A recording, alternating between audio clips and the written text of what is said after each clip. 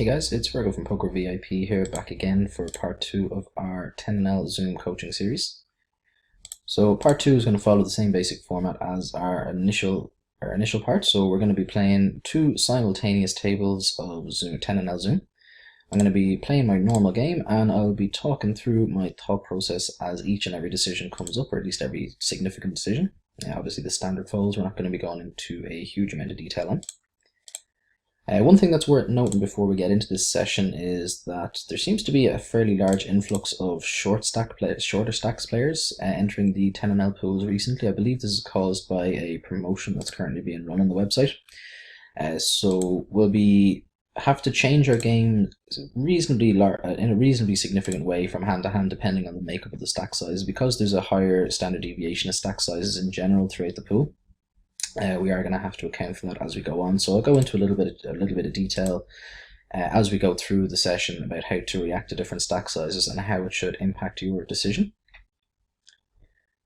So despite we're getting a crazy good price here, we're still just going to go ahead and fold. This guy isn't that deep as well, but I mean that's not really a factor there. We have one of the worst hands that we can start off with. We're out of position multi-way, so even though we're getting 5.5 to 1, we should still just be clicking the fold button there, despite the ridiculously good price that we're being offered. We're just not going to flop well enough, often enough, to be able to turn a profit there at that hand, I feel. So we will jump right through it.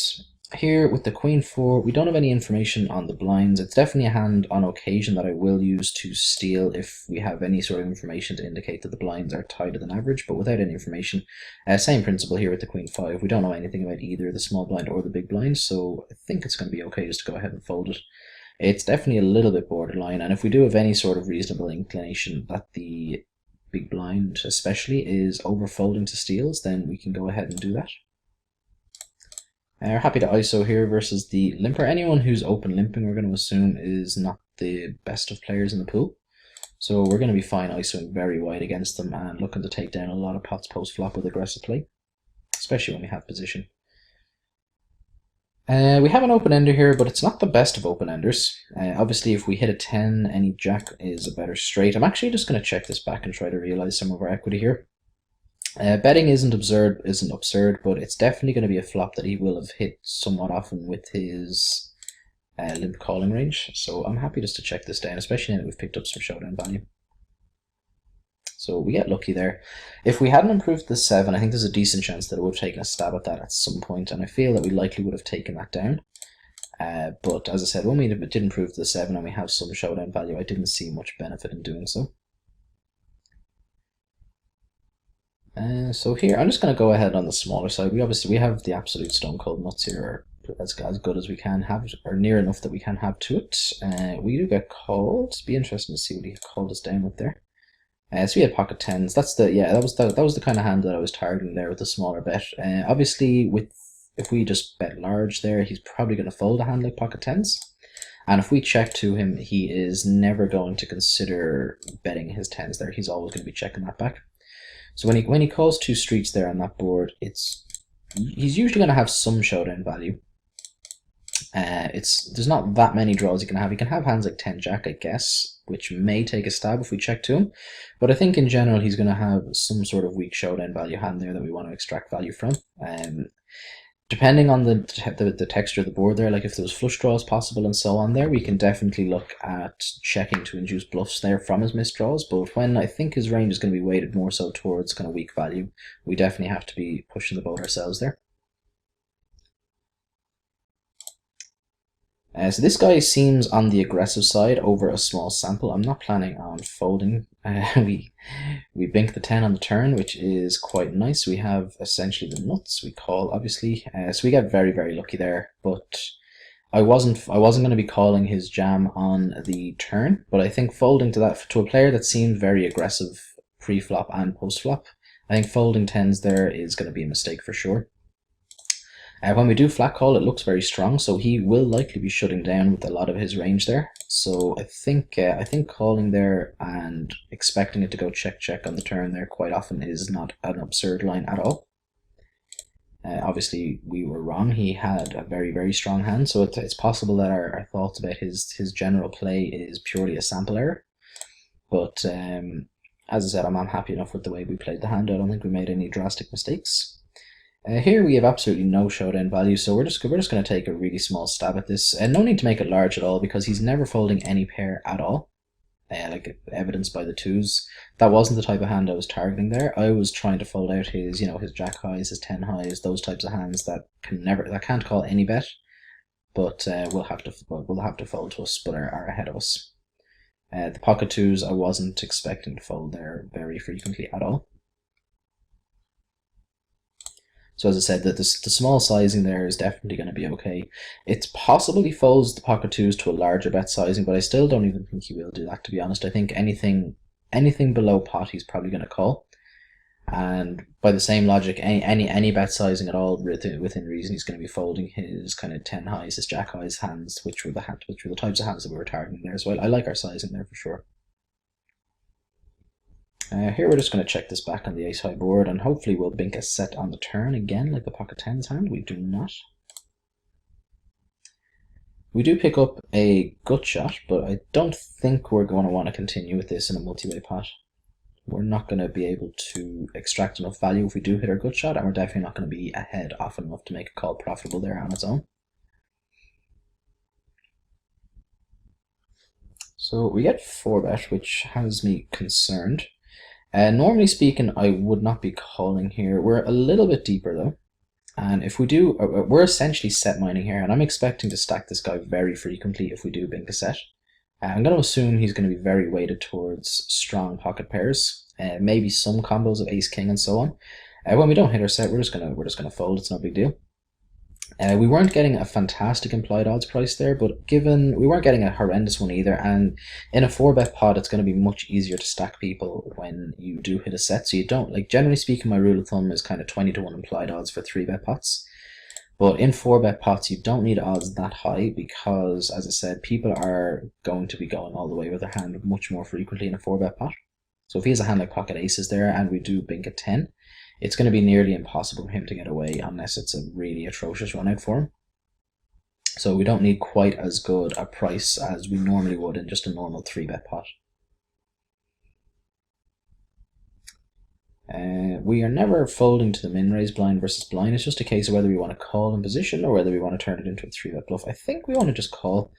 If it was offsuit, I think I'd lean more so towards a 3-bet bluff, but the suited variety of this hand would just be a little bit easier to play, and we have position, so calling in position is never going to be a horrendous thing when you're getting 3 to 1, regardless of your holding.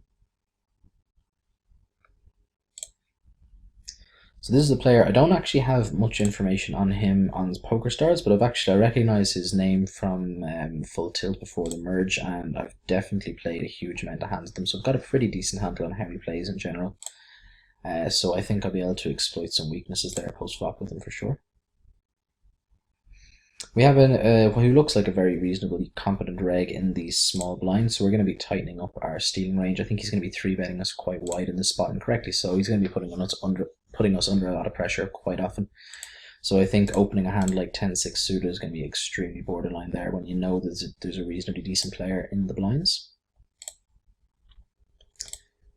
Massive draw here for us, obviously, with the gut shot and the nut flush draw. We pick up the toppest of pairs as well, so we're going to go ahead and bet again for value.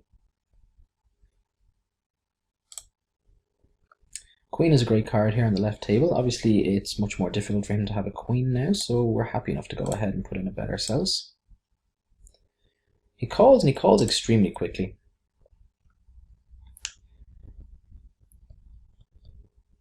I'm just trying to decide if there's any value to be had here by betting. I think he's going to show us a hand like unimproved pocket pairs below the queen quite often.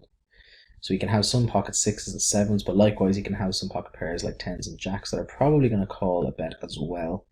So I think betting here is going to be reasonably neutral EV-wise. I'm just going to check this back. He has ace-jack, so I presume he's not calling with ace-jack there. Not beyond the realms of possibility, but I wouldn't imagine he's calling us down there. When he called us on the turn there, I was pretty confident he had some sort of showdown value. Obviously, ace-jack there has some showdown value, I guess, but not a huge amount. But I was expecting him to have a pair there quite often. We will be stealing with the king and the 8 if it's folded to us. We're going to mark this guy. He seems like he's got reasonably reggish statistics over a somewhat okay sample. The problem with this player pool is that because it's so large, it's very, very difficult to get a very meaningful sample on players. So you kind of, anyone that I've got a sample of more than 100 players on, we're going to treat that as a pretty okay sample, because it's pretty much the most we're going to get, unless you're putting in a huge amount of volume at these limits. We river the jack here, which is, unless he has a better jack, we basically have the nuts. So I'm going to go ahead and bet for value here. It's very difficult to see him how you could have us beat there unless he has a better jack than us there. Or maybe some sort of jack X that just hit 2 pair in the river. That's the only hand where he can possibly get to the river without betting, in my opinion.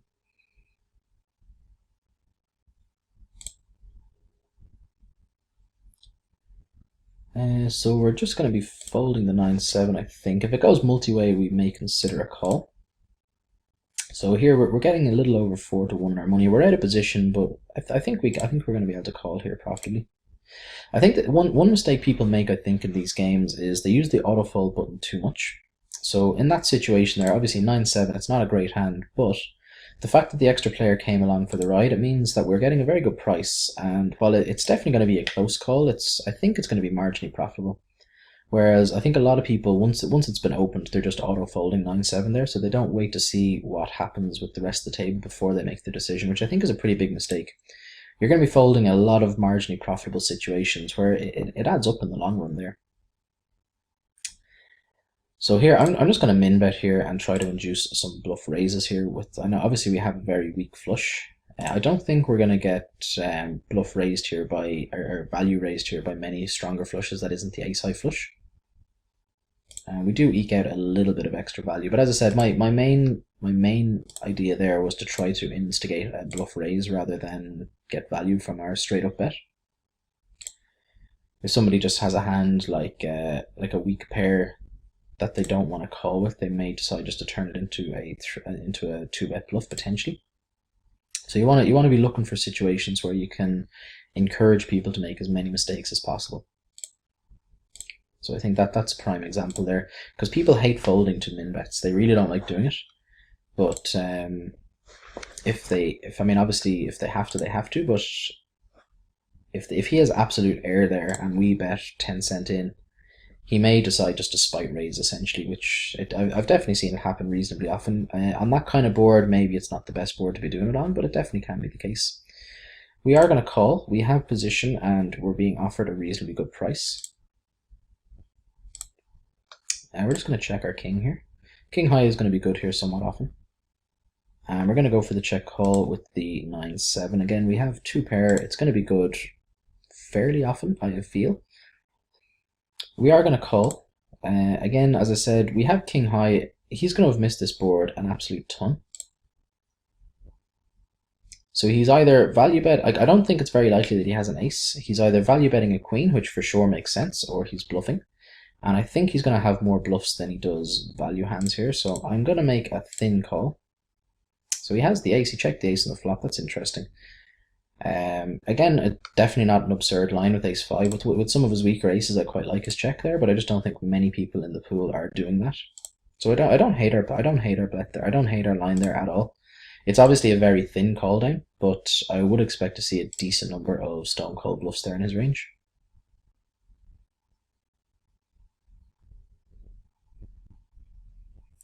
This guy seems on the more reggish side, so we're going to assume he's going to be ISOing fairly wide. So what we're going to do is re-ISO here with a cold 3-bet with the suited ace.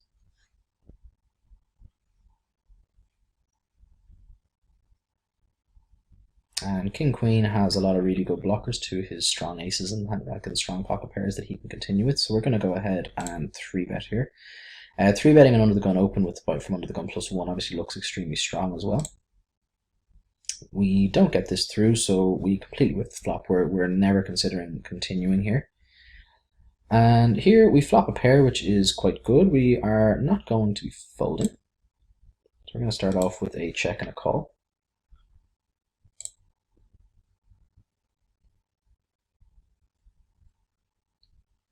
This guy should not have many 8x at all in his range, or sorry, many 10x should I say. So we're not really concerned about the 10s. When he checks back, wow, I was not expecting him to be checking back his overpairs there. That seems bizarre to me. After I check call there, he essentially has the nuts there with his queens.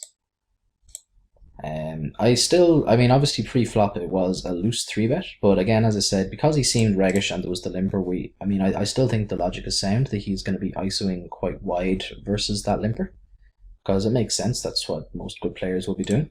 So ace-8 is actually probably going to be marginally ahead of his range, and hands like, ace-10 offsuit and those types of hands can definitely fold that cold 3-bet, so I definitely like the 3-bet pre, and the check call when we hit the pair on the flop is going to be fine as well, I feel. Fortunately, he didn't punish us at any point later on. So here, we still have our open-ender, but obviously it's not as good now that there is the potential flush on the board. It's interesting that he's chosen to pot it here when the flush card comes. That seems like a bad line no matter what his hand is. We're going to go ahead and fold anyway. Here we've got a pair and a gut shot, so we're going to go ahead and fire and see how he reacts to this bet and make decisions then on turns. Obviously, we're going to have the best hand here quite often. We have eights to improve no matter what his hand is. And yeah, as I said, we protect our hand there versus his kind of random overcards and so on that he can have for sure, so I like our bet there.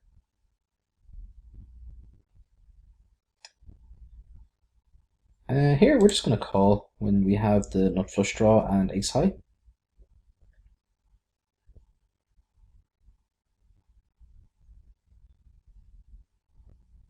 Difficult to see how ace high is going to be good here when he chooses this sizing. It looks like he's trying to extract some value from a weak-ish top pair hand.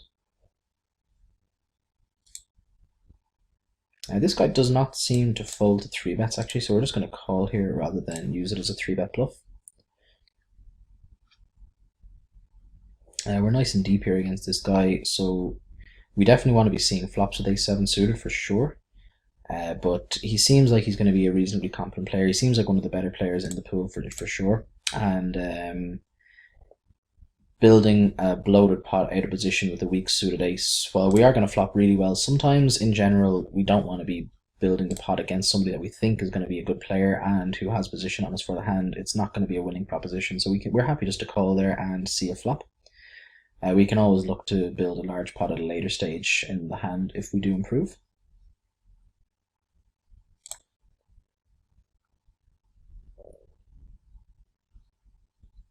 So we are potentially going multi-way here with the 10-jack suited. So we have some blockers to his queen x, not a huge amount. He can definitely still have hands like king queen. I would assume he's going to be 3-betting ace queen here at least some percentage of the time. We're going to go ahead, we're going to fire out a bet here on this flop.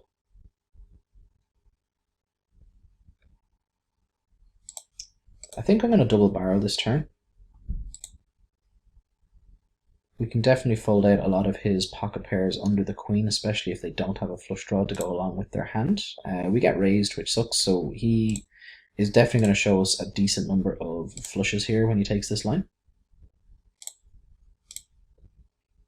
But I like our double barrel there. As I said, he can be calling that flop with a lot of kind of under pairs to the queen, like 7s, 8s, 9s, those types of hands. And they, especially if they don't have a flush, they're almost certainly going to have to fold to a turn bet. And even if they do have the flush draw, I still think that there's a decent chance they fold there anyway.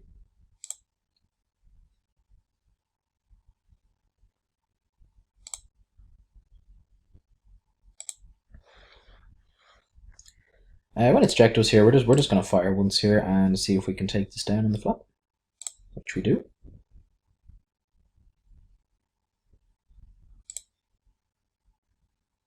And we're definitely just checking down our 5s here. We're never really going to bluff out many pairs here. It's almost impossible that we're good here, but with 4 to a straight on the board, maybe we can take this down with a large bet actually.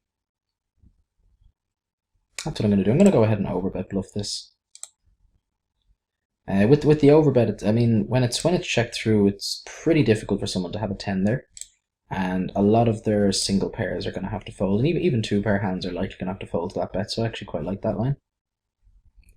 So that's a nice little thing as well. When you take that extra minute just to think about all of your options there, I was just going to check that back and lose the pot almost certainly there in my head. But then I thought about it and I realized that there was a better option.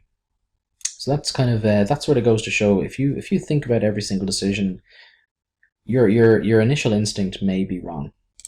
So if you actually put a little bit of extra thought, like, and that took literally an extra about 2.5 seconds, but we picked up a pot that we almost certainly would have lost otherwise. I think that's a lot of problems that people have when they are playing a huge number of tables as well. Like if you play even 4 tables of Zoom, it's quite difficult to make optimal decisions on 4 tables of Zoom when you're playing them all simultaneously. It's very difficult to think about those sorts of marginal situations in depth because you've got so much going on at any one time. So like I found when I used to play 4 tables, when I dropped down to playing primarily 2 tables, I found my win rate definitely improved. And significantly so, because I was no longer in autopilot mode. I was thinking about every single decision I had to make, and as I said, as a result I was making much better decisions. So we have Mr. Matt here, who so far, we have a very small sample on him, but we've yet to see him raise pre-flop. Every single time he's been involved, he has been limping. We get 3-bet by a guy who's looking like he's going to be reasonably reggish. We're not folding the ace-queen. So it's a question now of whether I want to 4-bet or just call. I think I'm just going to 4-bet. When we 4-bet, it kind of sucks because we have to get it in here, but I'm not going to jam. I'm going to make it a small amount to make it look like we have a stronger hand than we actually do.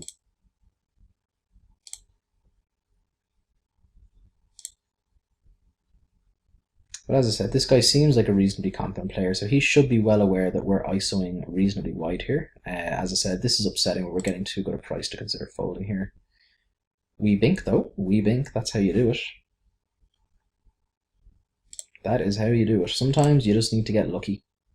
As I said though, I know we got it in very bad there, but I do enjoy our line. I like our line there more than just folding or calling. Given the dynamics there, where we have a perpetual limper along the pot who is likely going to be a weaker player, I'm definitely going to be ISOing quite wide. And as I said, because I think that guy is one of the better players in the pool, I think it's pretty decent. There's a pretty decent chance that he knows I'm doing that, so he should be re-ISOing reasonably wide as well. Now, calling the ace-queen out of position definitely isn't an absurd proposition, but I think I prefer the 4-bet to fold out a lot of his kind of pocket pairs that he can definitely fold. If he has a hand like 7s or 8s there, he can definitely be taking that line with that, and it's a very difficult jam for him there. So while we had to get very lucky, and we did, I do think that line is going to be okay.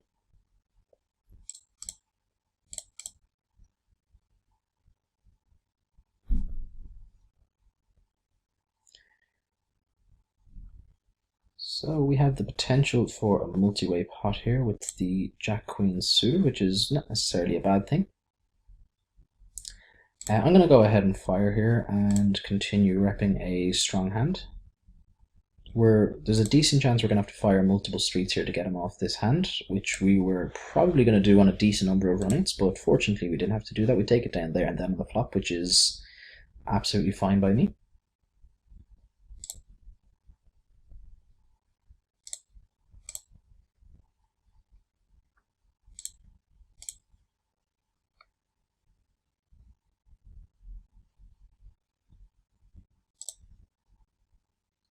And the deuce-5 we will more than likely be folding. If this goes multi-way, if either Dax or this Victor here calls, we can probably come along. When we're 4-handed, yeah, I think we can definitely call.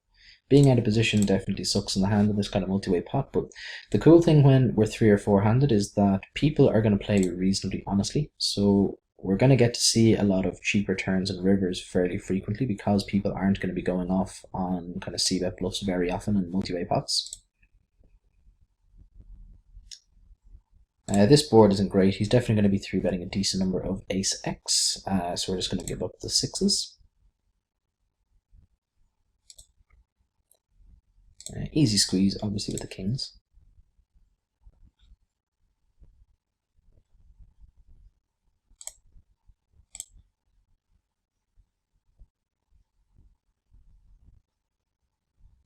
So we get a caller. I'm just going to go ahead and fire half pot here.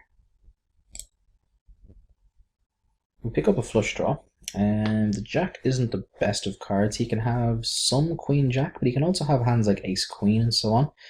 He can have some made flushes here, but if he has a made flush, we're going to be losing a decent sized pot, I feel. I think I'm going to go ahead and fire again here to get value from his queen X.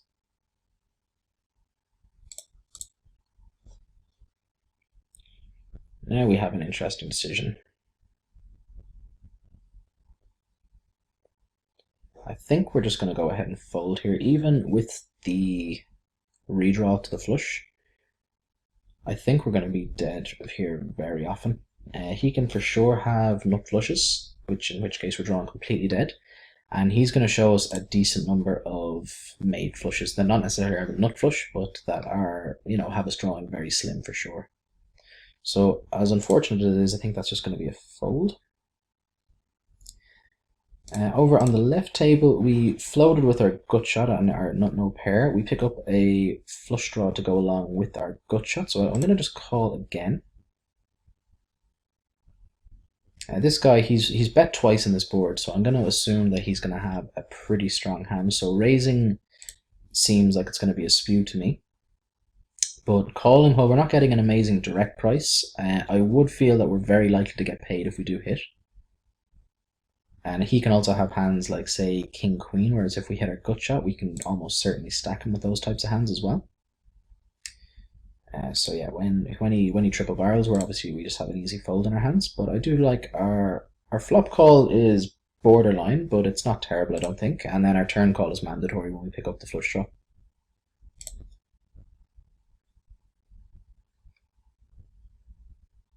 I don't think we can fold to a min bet here, even with just king high.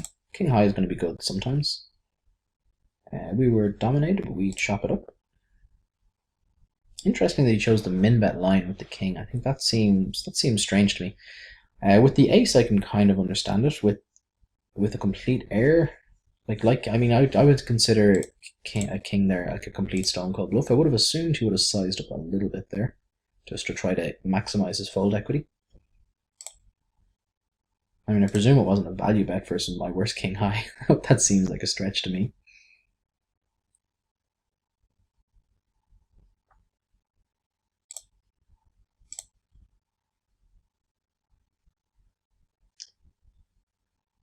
The big blind here, we have a small sample on him, but he looks on the tighter side, over 30 hands for sure, so we would have incorporated this into our stealing range. When it gets opened for us though, we're just going to go ahead and fold it.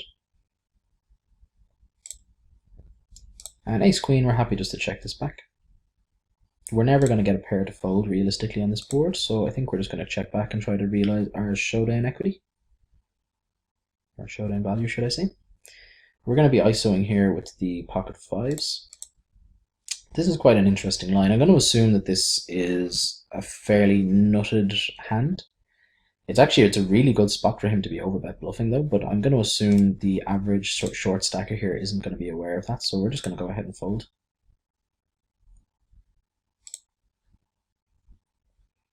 And this board isn't really one that I want to be c-betting. He definitely kind of connected with this, with his limp calling range pretty well. We're not going to fold though with our open ender. Our pair of fives is going to be good sometimes, but not very often, I feel. He bets again. He bets under half pot. It's just a case he's going to have some flush draws that he turned, that he decided to bluff and is continuing to bluff. But in general, I think we're going to be in trouble here, so we're just going to go ahead and fold.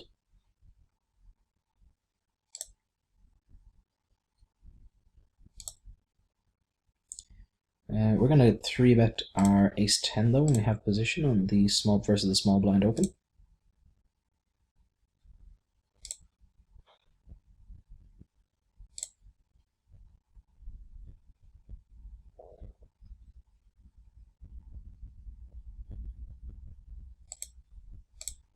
King 3 from the button, it's definitely a little bit loose, but I mean it can't be that bad when we want to be raising as wide as we possibly think we can get away with. We don't have much of a sample on either size, on either big blind or small blind, but we have a king which is going to be ahead of of most of their range quite often. When we get two callers, obviously that might not necessarily be the case, but we do hit top pair. We're going to go ahead and bet it. We got one caller. If Luftgeist raises, we're going to fold. If he calls, we're going to be checking back almost every turn that isn't at 3. Maybe not even a king, because I think there's a reasonable chance that somebody else has another king here.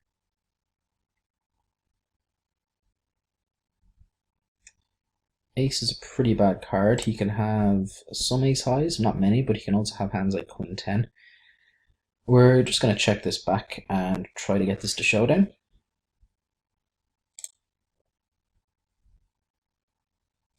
I don't think we can just flat call here. When he's just min bet here, I think we're going to go ahead and raise, and if he re-raises us, we're going to be sad and we're going to fold. But when he's min bet out here, I just don't think he's ever doing this with the hand that beats a king. Just seems pretty atrocious if he is. If he had bet a normal amount though, I would have just been flat calling. So he did that with 6-5, which is definitely a light call down from him.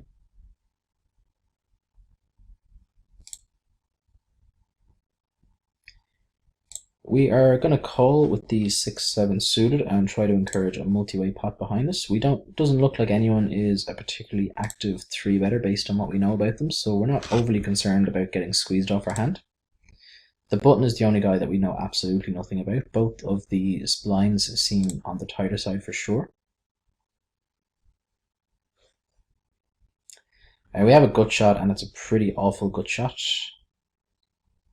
Although, when he has checked, I would have assumed he's going to be betting any sort of value hand here pretty frequently on this kind of board. So we're going to fire once here and see if we can take this down, which we do.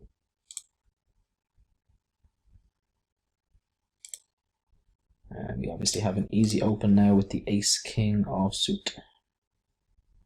Sorry, excuse me. So we have a raggish player in the big blind who decided to fold.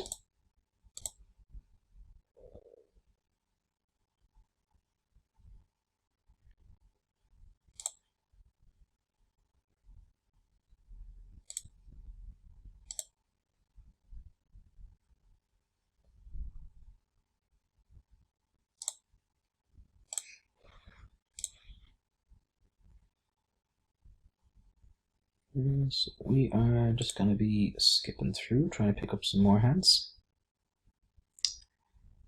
Queen deuce suited. Again, this is the kind of hand that sometimes we will be opting to open it from the button, but without any information on the blinds we wouldn't be. And when there's the limper already in the pot, especially a short stack limper here, we can never look at doing anything at all, because obviously he's going to be getting his money in very, very light.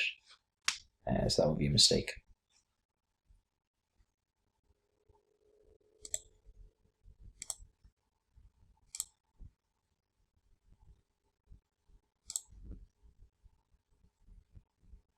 I think I might use our suited ace here as a 3-bet bluff on the button.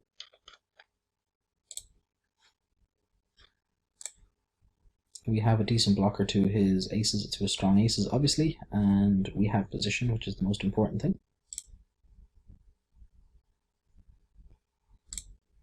We're going to go ahead and fire here and expect to get a pretty decent number of folds. It's not my favoritist of boards, but we should still be able to get a decent number of folds here, enough to make that profitable, I feel.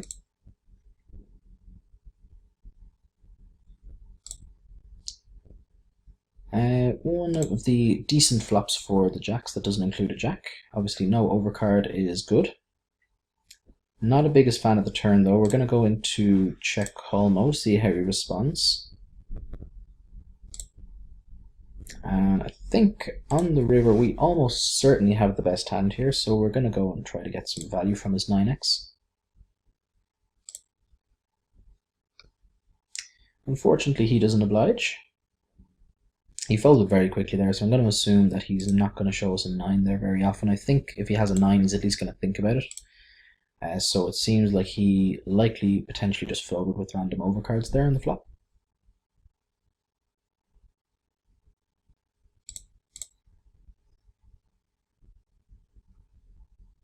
This guy seems on the tighter side for sure. We're gonna sometimes we'll be using the king 3 as a 3-bet bluff there, but against that particular player, I don't think it's going to be good.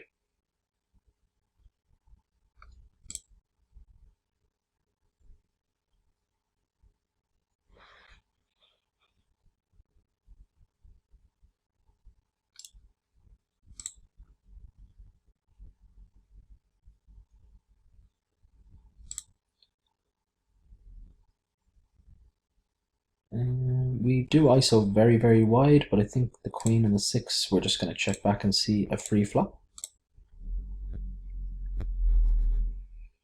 And I think we're just going to fire it small here now. We're never considering folding here. I don't really want to 4-bet get it in though either, so we're just going to call and use our positional advantage on later streets. Not the worst of flops by any stretch for us. Obviously not great. There's no jack in it and there's one overcard, but he's not going to show us a ton of queen X. We're going to start off with a check back here. So we're looking to induce bluffs from him on the turn, and as well as use pot controlling line here. We are going to start betting ourselves now when it's checked to us twice. We almost certainly have the best hand here, and if he has a hand like, say for example, pocket tens, we want to be getting value.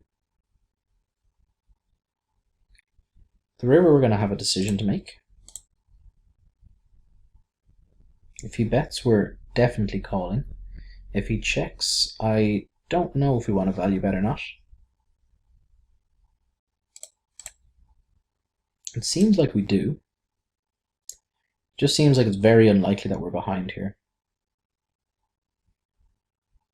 So I'm just gonna bet an amount that I think he might be able to pick us off with hand like pocket tens, some 9x that he may have, and possibly kind of 6s, 7s, 8s, those types of hands, maybe.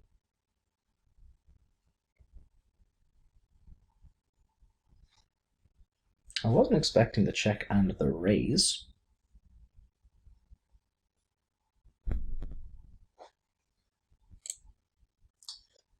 So he's repping pocket queens here.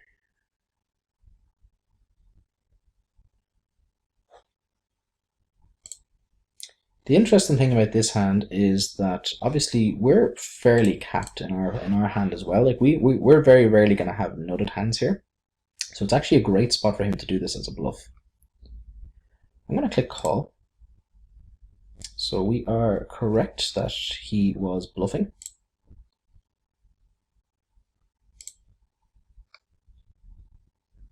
So I might go back over that hand actually, because that was quite an interesting one.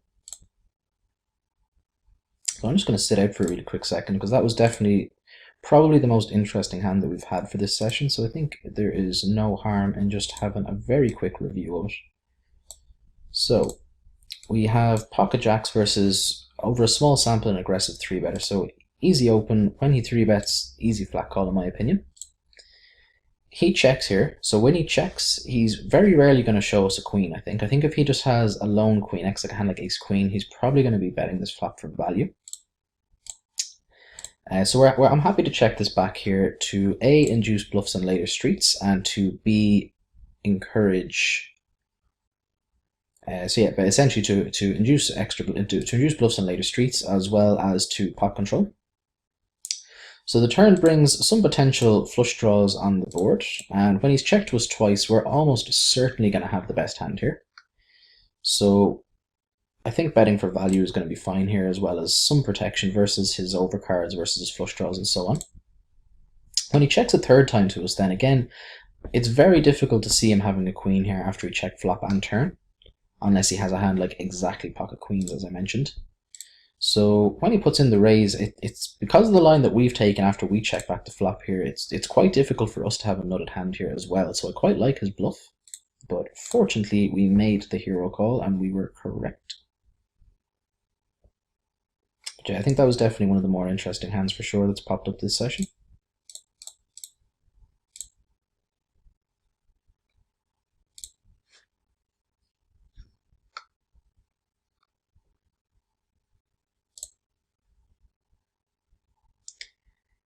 So with the pocket fives, we are going to call. We're nice and deep here, which is quite cool.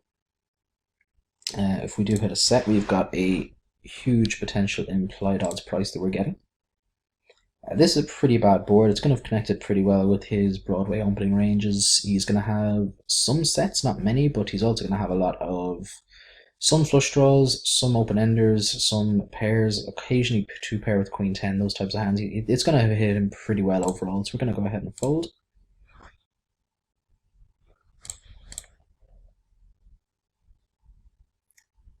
Pocket jacks again, obviously very straightforward open. We would have been opening versus that particular player extremely wide. He seems to be overfolding by a fairly significant margin. Versus the pot-sized open under the gun, I think we're just going to go ahead and fold the king-queen offsuit.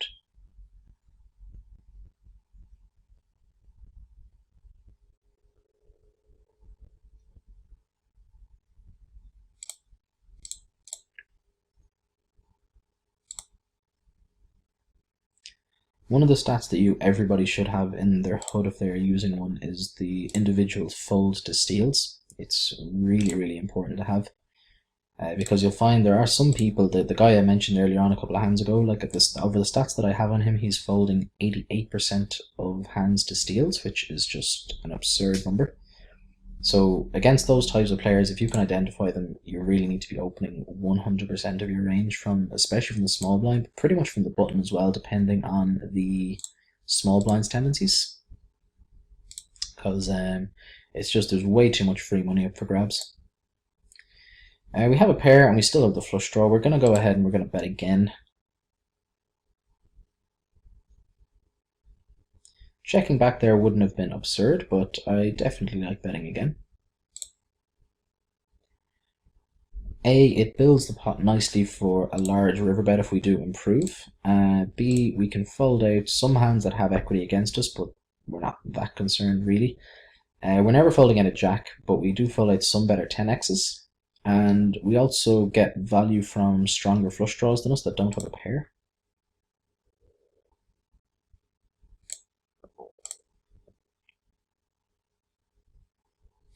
Okay, so we have some action with our pocket kings, which is a good thing. We're just going to go ahead bet half pot here. We're going to be looking to get stacks in by the river if we can. Half pot, and then a jam seems like the order of the day. When he calls, and he calls very quickly, actually I'm going to go a little bit larger here. I think he's going to show us an overpair very often. I think he's going to show us a hand like 9s, 10s, jacks, those types of hands very frequently, and he's never considering folding. So yeah, that's exactly what he has.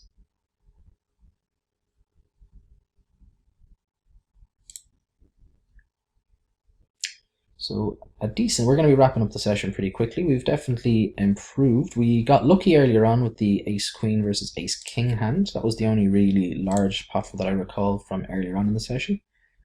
We've definitely hit a few interesting spots though, the further we've gotten in. The ace-king versus pocket jacks hand in particular, and then also the pocket kings versus jacks hand there. It wasn't necessarily interesting, it was just a bit of a cooler.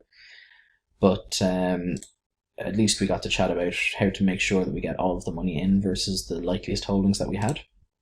And really just more so to focus on how face up he played his hand. Like I was able to obviously not call his hand down to the cards, like I didn't know it was exactly jacks, but I was pretty confident he had that type of hand. So I mean, you know, pocket 10s, pocket jacks, they're all essentially the exact same in that scenario. And I think sometimes, I mean, maybe not in that dry board, but some people definitely don't go for the kill with that type of hand there. When they don't improve, they don't necessarily always look to get stacks in with pocket kings in that situation, which I think is an absolutely massive mistake. Obviously, the river bet is where the pot is at the largest, so therefore it's where you get the most value. And you really need to be making sure that when you have almost certainly the best hand, that you're always getting the maximum value that you can, basically.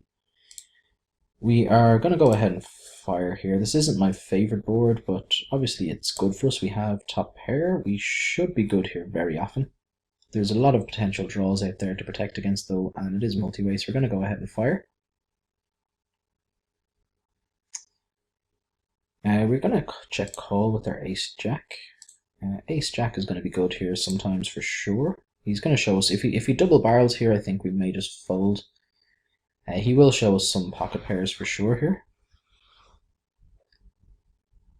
So even after we pick up the gut shot, yeah, I'm going to go ahead and fold. So I am going to sit out the next hand. So this has been me. I hope you've all enjoyed the video. Make sure to like it, share it, and so on social media. I hope you have enjoyed it. I've definitely enjoyed making it, and I will be back again for part 3 soon. Take it easy, guys. Thank you very much.